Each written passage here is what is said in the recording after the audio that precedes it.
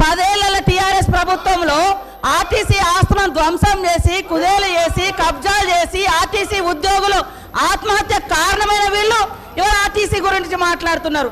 అదే కాకుండా పేదవాళ్ళు ఎక్కేది ఆర్టీసీ బస్సులు. అలాంటి బస్సుల రేట్లు పెంచి ఇవాళ ఆడవాళ్ళు బస్సులలో వస్తే తట్టుకోలేకపోతున్నారు. నేను ఒకటే సూటిగా అడుగుతున్నా, ఆర్టీసీ ఫ్రీ బస్ పెట్టొద్దా? ఇవాళ మీరు వ్యవసాయం చేయనటువంటి బీడు భూములకు లక్షాధికారులకు కోట్లాది రూపాయలకు వ్యవసాయం పేరుతోటి రైతు బంధు కట్టబెడితే ఏ పేదోళ్ళైనా రోడ్ల మీదకి వచ్చి మీ ఇళ్ళ ముంగర ధర్నా చేసిర్రా? ఈ రోజు ఆటోలను ముందు పెట్టి మీ అధికారం రావాలని ఎప్పుడు మీరు సెంటిమెంట్లను వాడుకొని ఒకరిని ముందు పెడతారు, ఆ తర్వాత మీరు వెనక నుంచి వస్తారు. ఇది మీ నైజం. గతంలో కూడా అగ్గిపుల్లలు దొరకక డ్రామాలు చేస్తే పాపం వేరే పిల్లలు ఆత్మహత్య చేసుకున్నారు. అంటే చేయకూడదు అంటారు. మరి మీరు లక్షల రూపాయలు కోట్ల రూపాయలు ప్రజల మీద అందరి మీద పన్నులేసి ఆ వచ్చిన ధనము రైతు బంధుల పేరుతోటి ఏ పేద మహిళకు ఏ పేదోళ్లకు రూపాయి దక్కలేదు. కానీ మీరు మాత్రము లక్షలు ఎత్తుకున్నప్పుడు ఏ పేదోళ్ళైనా రోడ్ల మీదకి వచ్చి మాకెందుకు ఇవ్వలేదని అడిగించేటట్టుగా మేము రెచ్చగొట్టినామా? ఇవాళ అక్క చెల్లెళ్ళు అడుగుతున్నారు, నెలకు 5-6 వేలు మాకు మిగులుతున్నాయి ఆర్టీసీ బస్ తోటి. అంటే వీళ్ళు ఎందుకు తట్టుకోలేకపోతున్నారో నేను అడుగుతున్నా. మరి ఎక్కడ ఏం దొరకనట్టుగా అదే మాట్లాడుతున్నారు. మొత్తం వీళ్ళు అన్ని తీసేయండి. కాబట్టి ఆర్టీసీ బస్సులలో మహిళలు ప్రయాణం చేస్తే మీకేం ప్రాబ్లం అది చెప్పండి. ఆర్టీసీ కార్మికులను గవర్నమెంట్లోకి తీసుకోవడం, దీని మీద తెలిసిన ఒకటి తెలియని ఒకటి మాట్లాడుతూ ఉన్నారు. ఆ గవర్నర్ గారు పాపం మాకు తెలిసి తెలియక అనవసరంగా వివాదం కొని తెచ్చుకున్నారు. అనవసరంగా ఆర్టీసీ పెట్టిందే ప్రజలకు ప్రజా రవాణా ఉండాలని చెప్పి అధ్యక్ష. సరే, క్రమేణా కాలక్రమంలో ఆ సంస్థ నష్టాల్లో కూరుకుపోవటం ఇదంతా జరుగుతూ వచ్చింది. నేను కూడా ట్రాన్స్పోర్ట్ మినిస్టర్గా పనిచేసిన అధ్యక్ష. నేను పనిచేసిన రోజుల చాలా డెడికేటెడ్గా పనిచేసి, నేను మినిస్టర్గా బాధ్యత తీసుకున్న రోజు ఆనాటి ఏపీఎస్ఆర్టీసీ 14 కోట్ల నష్టాలలో ఉండే అధ్యక్ష. ఆ 14 కోట్ల నష్టాలను పూడుస్తూ వివిధ రకాల ప్రక్రియలు అక్కడ ప్రవేశపెట్టి మరొక 14 కోట్ల రూపాయల ఆదాయం తెచ్చినాం అధ్యక్ష ఆర్టీసీకి. అంటే తమను పూడ్చగలిగితే, శక్తి సామర్థ్యాలు ఉంటే నష్టాన్ని పూడ్చవచ్చు. కానీ ఈ మధ్య ఏమైపోయిందంటే అధ్యక్ష, అనేకమైనటువంటి డీజిల్ పెరుగుదల మన ఆర్టీసీ మేము ఆశామాషిగా చేయలేదు అధ్యక్ష. ఏ పని కూడా అట్లా చెయ్యం మేము. గతంలో ఆర్టీసీ కార్మికులు సమ్మె చేశారు, మమ్మల్ని గవర్నమెంట్లో తీసుకోమన్నారు. మేమేం చేసినామంటే మీకు తగిన డబ్బులు ఇస్తాం, మీరు నడపండి, లాభాలు తీసుకొచ్చే ప్రయత్నం చేయమని ఒక బెస్ట్ ఐపీఎస్ ఆఫీసర్ని అక్కడ ఎండీగా వేసి, మనం మంచి అనుభవం ఉన్నటువంటి బాజిరెడ్డి గోవర్ధన్ గారిని చైర్మన్గా వేసి విశ్వ ప్రయత్నాలు చేసినారు వాళ్ళు కూడా. ఎంత చేసినా ఈ అబ్నార్మల్ డీజిల్ ప్రైస్ అధ్యక్ష మన చేతులు ఉండలేదు, సెంట్రల్ గవర్నమెంట్ చేతిలో ఉంటా ఉంది. అది ఎట్లా ఉందంటే సుమారు 40 లక్షల కిలోమీటర్లు తిరుగుతాయి అధ్యక్ష మన బస్సులు. 6 లక్షల లీటర్ల డీజిల్ ప్రతిరోజు కాల్స్తాయి. అవి 6 lakh లీటర్స్ డీజిల్. 60 రూపాయల డీజిల్ 110 రూపాయలు 105 రూపాయలు అయిపోయింది. అమాంతంగా 45 రూపాయలు పెరిగితే రోజుకు 2.5 కోట్ల రూపాయలు డీజిల్ మీద నష్టం వస్తూ ఉంది అధ్యక్ష. ఎక్కడి నుంచి ముందర పడాల సంస్థ? మన క్యాబినెట్లో మేమందరం కూడా దాదాపు 5.5-6 గంటలు చర్చించి, గతంలో మనం వద్దనుకున్నాం, మరి ఇప్పుడు ఏం చేయాలి? మా చర్చలో తేలింది ఏంటంటే అధ్యక్ష, నేను కుల్ల చెప్తా ఉన్నా, నేను దాచిపెట్టేది ఏం లేదు. ప్రజలకు రవాణా సదుపాయం కల్పించడం ఏ ప్రజాస్వామ్య ప్రభుత్వానికైనా ఒక సోషల్ ఆబ్లిగేషన్. మరి ఆర్టీసీని తీసేయడానికి లేదు. ఆర్టీసీ బెస్ట్ స్కిల్ ఉన్న సంస్థ, జీరో యాక్సిడెంట్ ఫ్రీ ఉండే సంస్థ, ప్రయాణికులను క్షేమంగా చేరవేసే సంస్థ. మనమే లక్షల కొద్ది పాసులు ఇస్తూ ఉంటాం విద్యార్థులకు మరొకలకు. మరి అది మంచి సదుపాయం.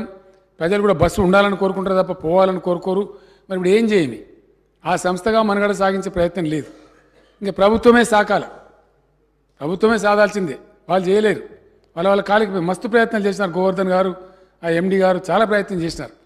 చివరి క్యాబినెట్లో తేలింది ఏంటంటే వాళ్ళకి సంవత్సరానికి 1500 కోట్లు ఇస్తూ ఉన్నాం అధ్యక్ష. ఇప్పుడు బడ్జెట్లో పెట్టి మరి ఇస్తూ ఉన్నాం. Every year 1500 crores we are giving to the RTC. Government లేదన్న పేరే కానీ గవర్నమెంటే చేస్తూ ఉంది దాన్ని. ఆ వచ్చేది ఏమూలకు సరిపోవడం లేదు. కాబట్టి ఇంకా తప్పదు మనకు ప్రజలకు ప్రజా రవాణా ఉండాలి. ఏ ఆబ్జెక్టివ్తో దాన్ని పెట్టినారో ఆ బాధ్యత నుంచి మనం తప్పించుకోలేము, తప్పకుండా ఉండి తీరాలి. కమాన్ ప్రభుత్వంలోకి తీసుకుందాం. ఆ కార్మికులకు పాపం భద్రత వస్తుంది, వాళ్ళకి చిక్కులని పోతాయి. ఆ విధంగా చాలా బాగుంటుందని మేము భావించి మన క్యాబినెట్లో ఫైనల్ డెసిషన్ తీసుకున్నాం. వద్దన్నోళ్ళు ఇప్పుడు ఎట్లా తీసుకున్నారని మాట్లాడే పిచ్చి వాళ్ళు కూడా ఉన్నారు బయట. వాళ్ళతో సంబంధం పెట్టుకోలేదు. ఏ పని చేసినా గవర్నమెంట్ ఒక బాధ్యత ఉంటుంది, ఒక లోతైన దృక్పథం ఉంటుంది, ఒక పరిశీలన ఉంటుంది. దాని మీద స్టెప్ తీసుకుంటాం. ఈ సగం సగం ఎందుకు, బయట మేనేజ్మెంట్ ఎందుకు, మనమే ప్రభుత్వమే డబ్బులు పెట్టి ఇంకా కొంచెం దాన్ని స్పీడ్ చేసేటట్టు 10 రూపాయలు ఎక్కువ ఇచ్చేటట్టు కూడా చేద్దాం. మంచోళ్ళకి ఇద్దరు ఐఏఎస్ ఆఫీసర్లను పెడదాం, యంగ్ ఆఫీసర్లను పెట్టి బాగా పనిచేద్దాం అనే ఉద్దేశంతో ఆ నష్టాలు ఎట్లాగో భరిస్తున్నాం కాబట్టి అనవసరంగా అక్కడ ఎందుకు అకౌంట్స్ మన దగ్గరికి వస్తాయి, మొత్తం బాగుంటుందని చెప్పి నిర్ణయం చేసినాం. కొంతమంది ఎంత దుర్మార్గంగా అంటే అధ్యక్ష, ఇంత నీచులు కూడా ఉంటారు రాజకీయాలలో. ఆర్టీసీ ఆస్తుల మీద కన్నేసినామని మాట్లాడతారు. ఇంతకన్నా దౌర్భాగ్యం ఉంటుంది అధ్యక్ష, ఇంతకన్నా దరిద్రం. ఏం చేసినా ఒక అడంపుడు మాట్లాడతామంటే ఇదే దుఃఖం కలిగించేది అధ్యక్ష. ఇంత బాధ్యతాయుతంగా పనిచేసే ప్రభుత్వం ఆర్టీసీ సేవలు పెంచుతాం, ఆ బస్టాండ్లను ఇంకా బ్రహ్మాండంగా చేస్తాం, మోడర్నైజ్ చేస్తాం, సౌకర్యాలు పెంచుతాం, ఇంకా అవసరమైతే ఇంకో 10 ఎకరాల జాగా తీసుకుంటాం. ప్రభుత్వ పరంగా ఎన్ని డిపోలు కట్టిస్తున్నాం అధ్యక్ష. ఇప్పుడే అక్బరుద్దీన్ ఓవైసీ గారు అడిగినారు, బండ్లగూడలో నాకు బస్ డిపో కావాలని చెప్పి. ఎందుకు అడుగుతున్నా, అక్బరుద్దీన్ పర్సనల్ ఏం లేదు అక్కడ. ఆ ప్రాంత ప్రజలకు ట్రాన్స్పోర్ట్ ఫెసిలిటీ కావాలి. Is idea is constituency people should get good facility. Definitely government will take up. దానిలో ఏమవుతుంది, ఇంకా అదనంగా జాగాలు సమకూరుస్తాం. అభి బోలేతే అక్బర్ భాई क्या औकाफ ज़मीन का है, वहाँ से नो ऑब्जेक्शन लेके वहाँ सारी चीज़ बना सकते बोले. ऐसे और ज़मीन हम आरटीसी को देंगे, देते ही जाएंगे. उस संस्था को बढ़ा लेंगे. वो अपना संस्था है, अपना घर का बच्चा है, उसको कैसे मार देते. సో ఇట్లా దుర్మార్గం మాట్లాడే ఈ చిల్లరగాల మాటలని కాదు. ప్రభుత్వం అంటే ప్రభుత్వానికి ఒక బాధ్యత ఉంటుంది, సమాజానికి మేము జవాబుదారులము. ఖచ్చితంగా రవాణా సదుపాయాన్ని ప్రజలకు అందుబాటులో ఉంచాలని, ప్రజలకు ప్రజా రవాణా అందుబాటులో ఉంచడం ప్రజాస్వామిక ప్రభుత్వం యొక్క సామాజిక బాధ్యతని గుర్తించి క్యాబినెట్లో 4 గంటల సేపు మేము చర్చించి దాన్ని ప్రభుత్వంలోనే చేర్చుకుని ఇంకా బాగుంటుందని చెప్పి మా ఆలోచించి ఒక బాధ్యతాయుతమైన నిర్ణయం తీసుకున్నాం. అందులో కూడా ప్లస్ మైనస్ అన్ని చర్చించి డైరెక్ట్ గవర్నమెంటే కరెక్ట్ అని చెప్పి వాళ్ళని తీసుకున్నాం. వాళ్ళకి భద్రత వస్తూ ఉంది. అప్పుడు పీఆర్సీ ఇస్తాం, వాళ్ళకి ఆటోమేటిక్గా పెరుగుతుంది. ఏ సదుపాయం ఎంప్లాయీస్కి ఇచ్చినా ఆ 43,000 ఉద్యోగులకు కూడా అన్ని పెరుగుతాయి. పాపం వాళ్ళు కూడా సంతోషంగా ఉంటారు, ఉద్యోగ భద్రత వస్తుందని, కార్యకలాపాలు కూడా పెరుగుతాయని అనుకున్నాం అధ్యక్ష. మరి గవర్నర్ గారు ఎందుకు ఉంచుకున్నారో తెలియదు. ఆ పనులంతా పెట్టుకొని 96 క్లారిఫికేషన్లు అడిగి, అది మినిమం అధ్యక్ష. అసలు గవర్నర్ గారు అదే చెప్తున్నాను నేను. ఈ సభ్యులు వెళ్ళిపోతారని నేను చెప్తున్నా, నేను దాటంగానే వీళ్ళు దాటగలరని చెప్తున్నా.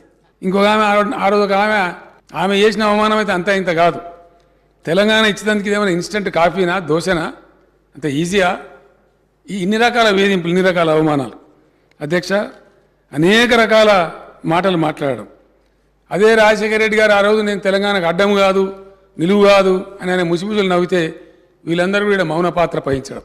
అన్నిటికీ పరాకాష్ట అధ్యక్ష, అన్నిటికీ చాలా భయంకరమైన పరాకాష్ట. వీళ్ళందరూ కాంగ్రెస్ నాయకులే కదా అధ్యక్ష. చివరి ముఖ్యమంత్రి సమైక్య రాష్ట్రానికి కిరణ్ కుమార్ రెడ్డి గారు, ఆయన చేసిన అవమానాలు అయితే ఇన్ని కావు. ఆయన టీవీ కాడ పోవడం, అంధకారం అయితే అని చెప్పడం, రకరకాలు చెప్పడం, చివరికి పరాకాష్ఠగా ఇదే శాసనసభకు బట్టి విక్రమార్క గారు డిప్యూటీ స్పీకర్ ఉన్నారు అధ్యక్ష. శ్రీధర్ బాబు గారు కూడా మంత్రి ఉన్నారు ఆ రోజు. ఇంకా చాలామంది మంత్రులుగా ఉన్నారు. ఇదే బెంచీలలో కూర్చో ఉన్నారు. నేను నిలబడ్డ సీట్లో ఆయన నిలబడి తెలంగాణకు 1 రూపాయి కూడా ఇవ్వను, ఏం చేసుకుంటారో చేసుకోపోండి అని మాట్లాడితే ఒక్క కాంగ్రెస్ నాయకుడు, ఒక ఎమ్మెల్యే, ఒక మంత్రి లేచి అట్టెట్లంటారండి.